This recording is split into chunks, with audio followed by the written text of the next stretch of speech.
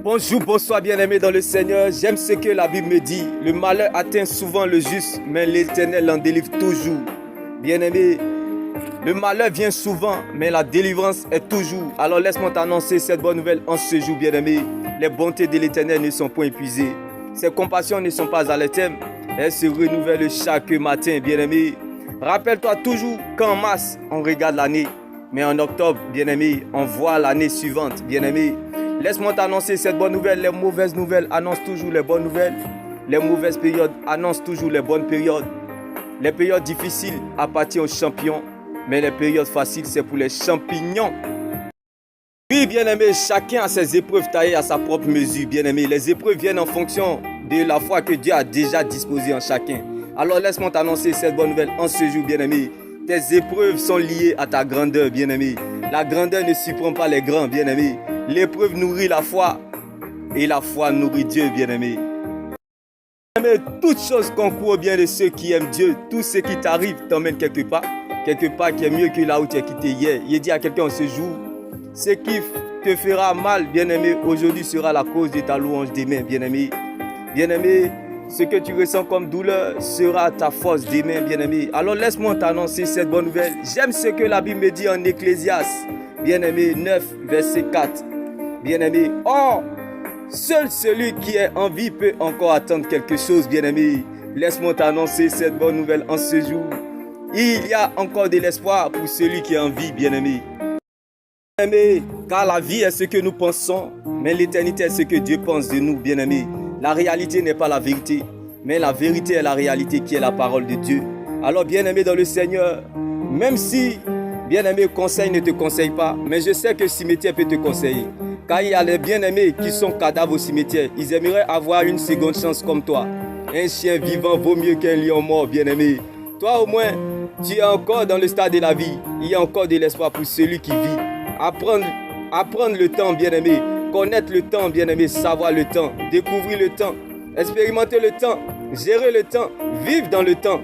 Et se maintenir dans le temps. Bien-aimé, en guerre, celui qui défend beaucoup ne gagnera jamais le combat. Quand on veut remporter une guerre, on ne passe pas son temps à défendre, mais plutôt à attaquer.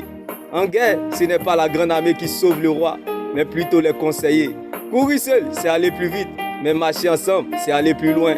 Quand Dieu veut élever une personne, il ne lui donne pas de l'argent, ni une voiture, ni une grande maison, mais il lui dit deux mots, je suis avec toi. Et un seul conseil, l'obéissance dans la sagesse. Nous sommes dans le mois de la patience. Octobre, qui parle d'octobre, parle de la puissance du silence. Le pouvoir du silence. Le mois de préparation de l'année suivante. C'est maintenant que tu dois présenter à Dieu quel est son intérêt pour toi dans l'année suivante. Au lieu de te laisser distraire par tes épreuves difficiles, bien-aimé. La Bible déclare, c'est ton attitude qui préparera ton altitude. C'est votre attitude de cœur qui déterminera la qualité de votre vie, bien-aimé. Chacun pense qu'il se conduit toujours bien, mais c'est le Seigneur qui connaît le fond du cœur. Alors laisse-moi t'annoncer cette bonne nouvelle en ce jour. C'est la sincérité qui attire l'attention de Dieu. Bien-aimé dans le Seigneur, j'aime ce que la Bible me dit en 1 Corinthiens 10, verset 12. C'est pourquoi celui qui se croit solide doit faire attention à ne pas tomber. Toutes les tentations que vous avez rencontrées étaient normales pour les hommes et femmes. Dieu est fidèle et il ne permettra pas que vous soyez tentés au-dessus de votre force. Quand vous serez tentés, Dieu vous donnera la force de le supporter et le moyen d'en sortir. Job a commencé la tentation avec Satan, mais il a achevé la course avec Dieu. Malgré que Job a tout perdu, mais il n'a jamais douté de son Dieu. Bien-aimé, sache que tes doutes ne feront jamais douter Dieu, bien-aimé. Oui, bien-aimé, Job a tout perdu, mais il n'a jamais douté de Dieu. Il n'a jamais douté de son Dieu, bien-aimé. Sache que tes doutes ne feront pas douter Dieu, car la course ne s'arrête pas au milieu, mais plutôt à la fin. Ta pitié ne fait pas pitié à Dieu. Dieu n'est pas limité par ta situation. Ton problème ne peut pas diminuer Dieu. La fin d'une chose vaut mieux que son commencement. La vie chrétienne va au-delà des réalités de la foi. Car la vie chrétienne est une blessure, mais sa cicatrice est éternelle. Jésus-Christ, c'est ça qui est doux. Le début sucré, le milieu amer, mais la fin glorieuse. La foi est appelée à traverser les difficultés, bien-aimés. Même Abraham, qui est le père de la foi, a dû attendre 25 ans avant d'avoir son Isaac. David, l'homme selon le cœur de Dieu, a marché 13 ans dans la honte de la vallée avant de devenir roi. Joseph a été humilié pendant 13 ans en Égypte. Moïse, bien-aimé, prince qu'il était, descendu dans l'esclavage afin de devenir libérateur à 40 ans. Bien-aimé, parfois Dieu permet le silence dans ta vie, comme le cas de Joseph en prison en Égypte, parce qu'il ne veut pas te perdre, il veut te cacher, il veut te protéger, il veut te prendre, bien-aimé. Ce que tu veux avoir, bien-aimé, te conduire en enfer, pourtant Dieu veut te garder auprès de lui. C'est pour cela qu'il te préfère d'être dans cette situation. Bien-aimé, le silence de Dieu n'est pas un oubli, le silence de Dieu n'est pas une malédiction. Ce n'est pas parce que Dieu est silencieux qu'il est absent, ce n'est pas parce que Dieu ne te regarde pas qu'il ne te voit pas, ce n'est pas parce que Dieu ne t'écoute pas qu'il ne t'entend pas, bien-aimé. Laisse-moi t'annoncer cette bonne nouvelle en ce jour. Parfois, Dieu permet le silence dans ta vie, comme le cas de Joseph en Égypte, parce qu'il ne veut pas te perdre, bien-aimé. Dieu veut te prendre, t'arranger, te former, te positionner et t'élever comme Joseph. Bien-aimé, oui, parfois Dieu permet le silence dans notre vie pour grandir son nom, pour glorifier son nom, comme le cas de Lazare, l'ami de Lazare qui avait besoin de la guérison, bien-aimé, l'ami de Jésus. Bien-aimé, parfois Dieu permet le silence dans ta vie, comme le cas de Lazare qui était malade, bien-aimé, pour glorifier son nom. Parfois Dieu permet le silence dans ta vie pour grandir son nom, comme le cas de Lazare qui avait besoin de la guérison. Bien-aimé dans le Seigneur, parfois Dieu permet le silence dans ta vie, comme le cas de Lazare, pour grandir son nom, pour glorifier son nom, pour que tu sois un témoignage comme Lazare, bien-aimé. Car bien-aimé, la course ne s'arrête pas au milieu, mais plutôt à la fin. Laisse-moi t'annoncer cette bonne nouvelle en ce jour. Lazare marchait avec Jésus, Lazare mangeait avec Jésus, Lazare dormait avec Jésus, Lazare se lavait avec Jésus, Lazare faisait des courses avec Jésus. Mais quand Lazare est tombé malade, la Bible dit Jésus n'est pas venu. Jésus a fermé son portable, son numéro ne passait plus. Jésus était all-in, bien-aimé. Lazare est donc mort. Et plus tard, Jésus est allé ressusciter Lazare. Il dit à quelqu'un, ton règne est possible, bien-aimé. Le silence de Dieu n'est pas l'oubli, comme le cas de Jésus dans la vie de Lazare dans la tombe.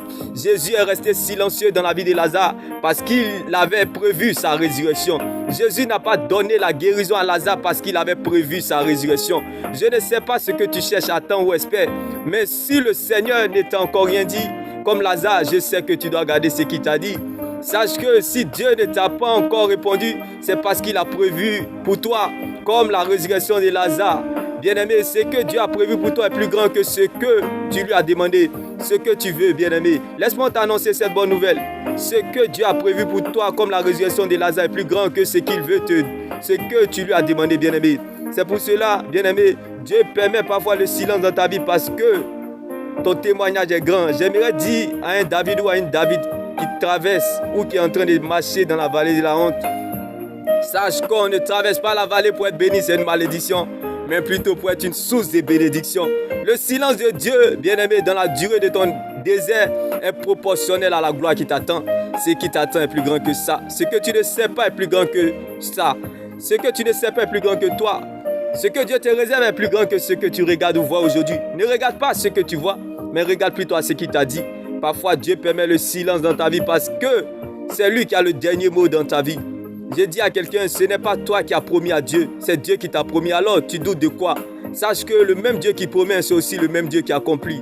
La promesse n'est pas périmée. La promesse n'a point de date de péremption. La promesse n'a point de date d'expiration. Bien-aimé, la promesse n'a pas d'âge, mais elle est un destinataire, c'est bel et bien toi. La promesse ne meurt pas, bien-aimé. La promesse de Dieu ne ment pas. La promesse de Dieu ne pourrit pas.